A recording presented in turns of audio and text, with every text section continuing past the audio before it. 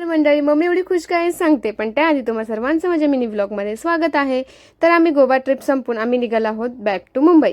पण आज आमच्या गावची जत्रासुद्धा आहे आणि मम्मीचे सारखे फोन येत आहेत की ती बोलते की या ना, मध्येच उतरा ना, उद्या जा ना, वगैरे वगैरे. सो आम्ही डिसाईड केले की चला आपण सर्व घरी जाऊन मम्मीला सरप्राईज देऊया. आणि तुम्ही बघितलंच असेल तिची खुशी किती खुश होती ती. सो आम्ही पहिलं रत्नागिरीला उतरलो आणि तिथून चिपळूणला आलो.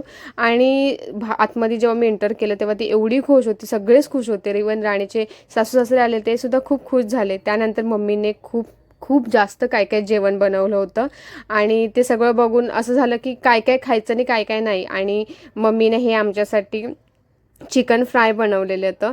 सो आणि हे सगळं ना आम्हाला मागच्या दारी खायला खूप जास्त आवडतं. इवन आम्हाला आम्ही म्हणजे उन्हाळ्यामध्ये मागच्या दारीच जेव्हा पण आम्ही कोकणात जातो तेव्हा मागच्या दारीच आम्ही जेवण करतो. खूप भारी वाटतं ते. आणि नंतर मग छान असं जेवलो आणि तिथून मग छान असं तयार होऊन आम्ही निघालो जत्रेसाठी. आता जत्रेला जाईपर्यंत ना लिटरली 12 ते 12:30 झाले. आणि जाताना सर्व वस्तू होत्या, गर्दी तर खूप जास्त होती. आणि हे पाणी बघत असाल, पण हे सगळं बघत बघत आम्ही पहिलं दर्शन घेतलं आमच्या गावदेवी आईचं, आई सुकाई वरदायनी आणि आई महाकालीचं. रात्र एवढे वाजले होते तरी सुद्धा लाईन खूप जास्त होती, त्यामुळे आम्ही VIP पास घेतला आणि दर्शन घेतलं. त्यानंतर लागलं शॉपिंगला.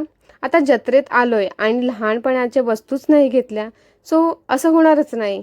सो तेव्हा नाही घेता आलं जेव्हा आम्ही लहान होतो, पण आता तर मात्र घेऊ शकतो. सो त्या घेतल्या.